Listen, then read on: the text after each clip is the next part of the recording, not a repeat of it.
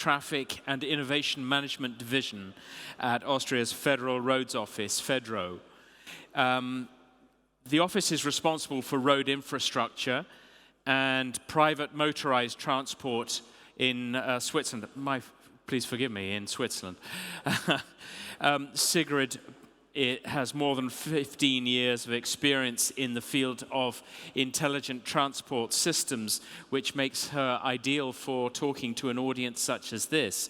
The use of new technologies for a better traffic management is one of her particular interests. So please give a very warm welcome to Sigrid Pirkelbauer.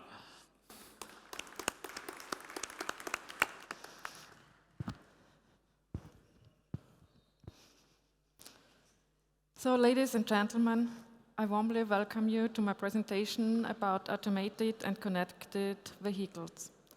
But first, I would like to introduce myself. As you already heard, my name is Sigrid Pirkelbauer, and I'm working for the Federal Roads Office in Switzerland.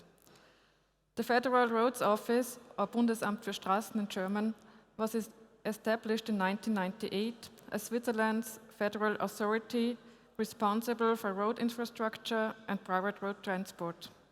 It belongs to the Federal Department of the Environment, Transport, Energy and Communication and focuses on securing sustainable and safe mobility on the roads. I'm responsible for the strategic direction of traffic management as well for innovative topics with regard to intelligent transport systems. But let's start with the presentation. Our vision relating self-driving car is that you get an all-in-one take-care package. That means the car picks me up wherever I am. It carries me from point A to point B. And while I'm sitting in the car, it is possible that I can read a journal or I can work or I sleep. The car also can pick up my children and it takes care of itself. That means that it will refuel itself, and I do not have to concern about that. In our opinion, there are two plausible development scenarios, how the self-driving cars can come onto the market. First, there's the evolution path. This means that the cars are gradually enhanced with driver assistance systems until the cars can drive automatically. In this scenario, you still have a steering wheel in the car and you have got pedals, and you can take over the driving whenever you want to. The car is like an extended living room, and driving fun is still very important. Essential is that you own your car as you do it today. This scenario is especially seen by the traditional car manufacturer. In the second scenario, the revolution one, there is no longer a steering wheel or pedals in the car. The car drives automatically. The human as a driver would only disturb this automatic system. This leads to the effect that you're no longer a driver, you are a traveler. Furthermore, if there is no driver needed, it opens up for new groups like old people or handicapped people that can use this kind of system. This scenario is purposed by the newcomers like Google or like Apple. If you think one step further, the revolution scenario, the revolution plus scenario, you could combine the self-driving cars with a car-sharing system. That means you do not own the car any longer, but you buy the use of a car from a provider. Studies show that in this case, up to 90% less cars are needed for the same amount of transportation than today. This would really have a great effect on a lot of things. 90% less vehicles means also, for example, less parking spaces. We would have a lot of new space in the town. Imagine what we can do with that space, 90% less parking. But on the other side, also the sales figures of the car will decrease dramatically. And this is, in my opinion, one of the reasons why the traditional car manufacturers are not really interested in developing fully self-driving cars right now. One more step further, the Revolution Plus Plus scenario is the combination of the mobility. This means that you buy a general mobility package, which you can use the shared self-driving cars. You can take a bicycle, trains, buses, whatever you want to. You only have a personal mobility assistant that suggests you the best combination of all the existing transport systems. This idea is right now funded in Finland. They are working very hard on this idea to implement this, and they call it mobility as a service.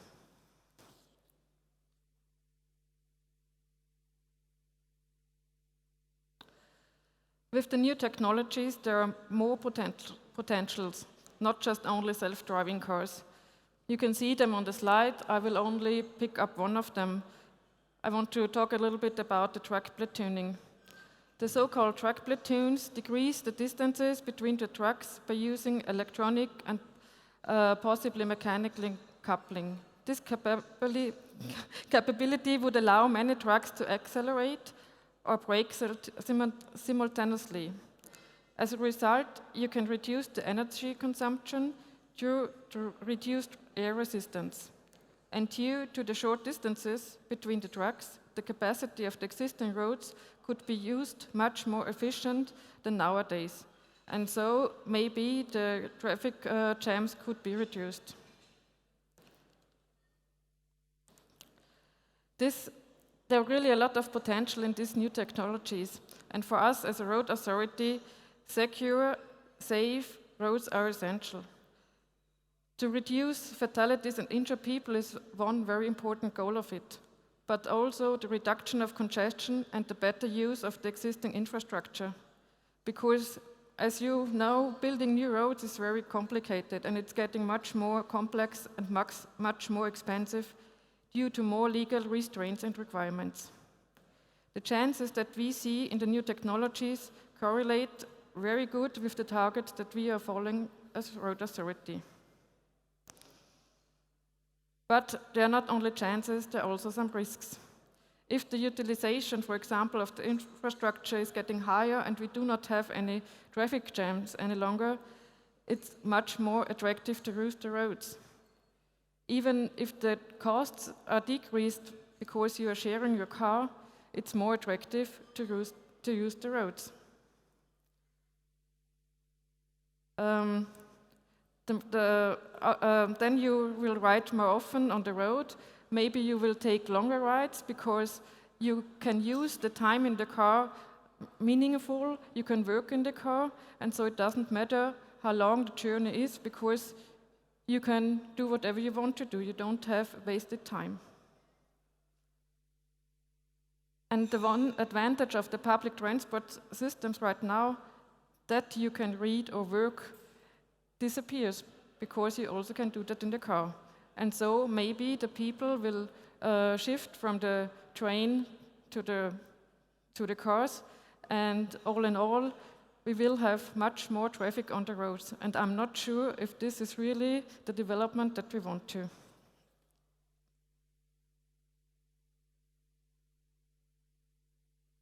But now let's come back a little bit to the present situation. In Switzerland, we have done already a first driverless car pilot project. It was done last year in May. It was a project that was initiated by Swisscom in cooperation with a German-based autonomous lab. The reason for that was that we wanted to find out how long the new technology have come right now. In the picture, you see the car, and you see that there has been a lot of high-precision instruments that have been used so that the car could really drive automatically. It was a modified Volkswagen, as you can see in the picture. We had got instruments like laser scanner, GPS antenna, cameras, and radar sensors. All the data from the car have been collected and sent to a cloud so that it was possible to analyze them in real time. What we have learned was that the car still had problems with the recognition of real-world objectives. For example, it recognized high grass that was moving in the wind as a person. The car wanted to change the lane, or if that was not possible, it stopped immediately. Then we had some problems to detect the right traffic signals, especially especially signals with LED signals. But this could be fixed by the configuration. But another important point was that it was very complex to process and to calibrate the digital maps. For example, it was not possible to calibrate the digital map for a complex crossing in Zurich, so it was forbidden for the car to drive on this crossing because it was too complex that the car could understand the situation.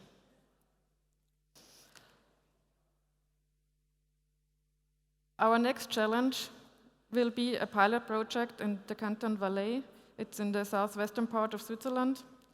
Under the leadership of PostAuto Switzerland, self-driving buses will drive around in a pedestrian zone in a town called Sitten. Until now, the shuttle buses have been tested on a private area, but hopefully in about 2 weeks we will start the pilot project in the public area. The shuttles do not have a wheel or pedals. There's only one emergency button with which you can stop the bus. I'm already very curious how the people will react on the self-driving buses if they want to make some jokes by jumping in front of the car to stop it, or if they think it's a bus like every bus. So, to sum up our experiences, to say we have realized that today the self-driving cars act like learner drivers. They are overwhelmed with the situations, react overly sensitive, they fail in unknown situations, especially in unsecure weather conditions like fog or snow. You know, Switzerland is not California, we do not have good weather all the time. And this is really a problem right now. And for this reason, we think that it is not necessary that the automated self-driving cars should not act autonomous. The cars shall be fully automated and connected. If we want to have secure roads, communication between cars and also between cars and infrastructure is essential. Also for reducing the traffic jams, the car have to communicate. For a better utilization for the roads, it would help extremely to reduce the distances between the cars. But in that case, the cars have to exchange data. For example, if the front car is braking sharply, it shall inform or warn the following drivers or the following vehicles. Our idea is, therefore, to have a jointly operated data network for exchanging the data. The data are like information on road conditions, like if it's ice or it's wet on the roads. Information on incident, if there is an accident and the lane is closed, the information shall be changed. Also about the traffic signals, I really wonder if it's necessary that every car has high precision sensors to detect the same traffic signals. I think it would be much easier if the car gets a signal and has the right traffic or the right speed limits right away, and it does not have to interpret the result of a camera. Also, the information about reroutings could be transferred to the cars, or temporary changes in the road course if the road works, and we could tell, we as road authority, we could tell the cars which route they shall or which lane they shall take. But what we also think is very important, that the experiences in driving are exchanged. The idea is that the cars learn from each other how to react in special situations. They shall learn from each other as humans do. And it must be irrelevant if the car is, for example, a Volkswagen or a Toyota. They simply shall exchange their knowledge. This is important for a traffic that is safe and fluid.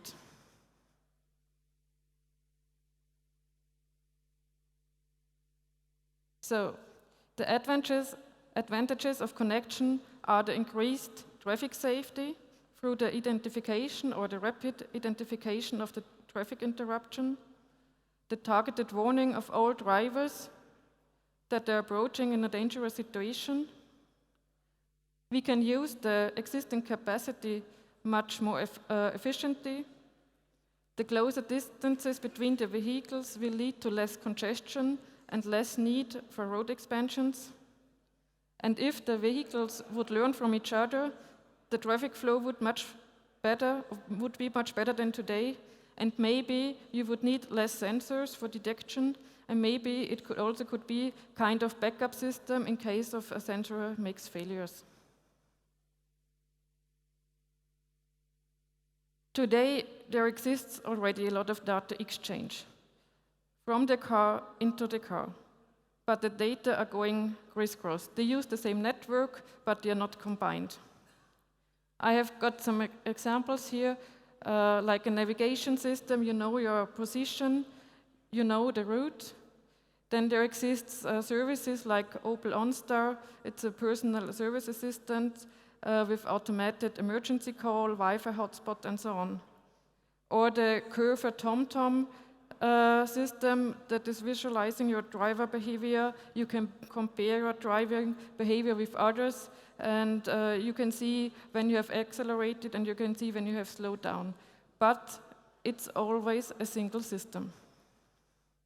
So our vision is that in future there exists only one connected traffic cloud in which the cars send their information as well as the road authority, in that case the road and tunnel management.